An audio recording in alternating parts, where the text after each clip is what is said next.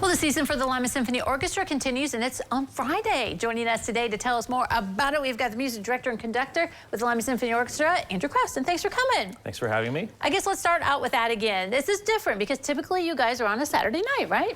That's right. This time is a Friday, so mark it in your calendars. It's been a sort of an unusual week for scheduling. There's a lot going on, but you know, we need to see how this will work out. I think it's a nice alternative. Right. Yeah. People can relax, start the weekend out with the symphony, right? That's right. Especially people with kids. Maybe they want the weekend to themselves. It's going to be a nice experiment. All right. So let's talk about this concert because some good music. Some we might recognize, some we might not. Right? Absolutely. It's a great program. The first half is George Frederick Handel, and the second half is Johannes Brahms. And let's talk about the first half. So Handel, he was around in the early 1700s, and at that time, the best gig was to work for a court, for the kings and queens, to be an official composer, and that's what he did. But he had a bit of a feud with George I, and in order to mend that feud, he wrote the water music, which I think many people will recognize, even if you don't know it by name. So that was actually performed by a bunch of musicians on floating barges during a grand flotilla party on the River Thames. And it was such great music that King George I ordered the musicians to keep performing it all night long, and they mended the feud.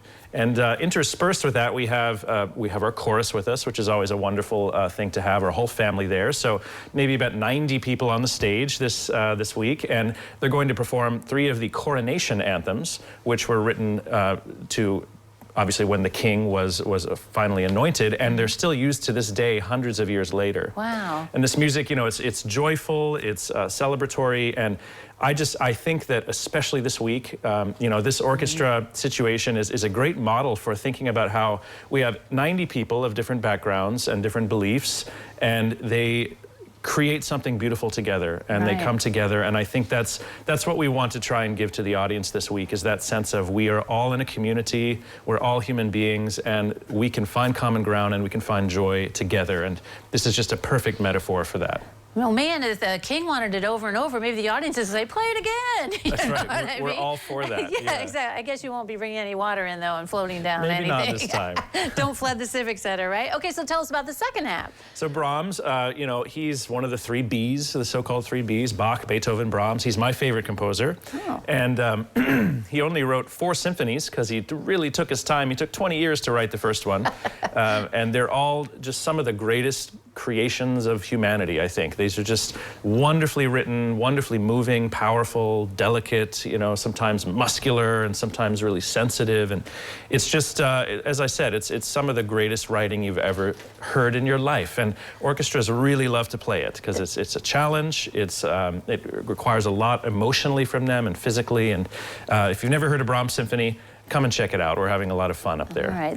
You just answered the one question I was going to say. So if it's so great and you could tell how you love it, do the orchestra's really enjoying this too, then, pairing the 2 together? They've been begging for a Brahms symphony for years, and this is my 5th season, and we're finally doing it because it's such a challenge. I felt I really needed to get to know the orchestra really well so we can communicate through this piece, because it's an epic undertaking. It's like Olympics for us up there, you know. It's a big challenge. That's awesome. So we need to fill the Civic Center. Tickets are available now, right? That's right. Website, you can come into the office on Market Street.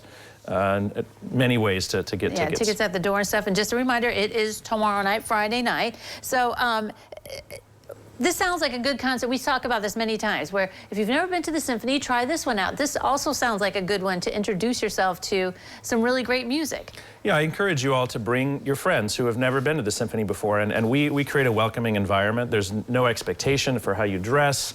You know, it's just a great place to experience acoustic music in a way you've never heard before, or perhaps you have, but it's something like you can't really hear anywhere else. And all of our musicians are auditioned music professionals who come from, some of them this area, some of them from the wider region, some of them were born in all different parts of the world. And so it's a truly great group, and it's getting better and better every year, and it's something to see. And it's not every city like Lima has this opportunity. Right. It's really actually quite rare. And tomorrow's concert also has the chorus involved with it too, so that is not always, you don't always have the chorus with you, so that's a neat opportunity. That's also. Right. There's nothing like hearing human voices all together. It's really wonderful. Very good. All right.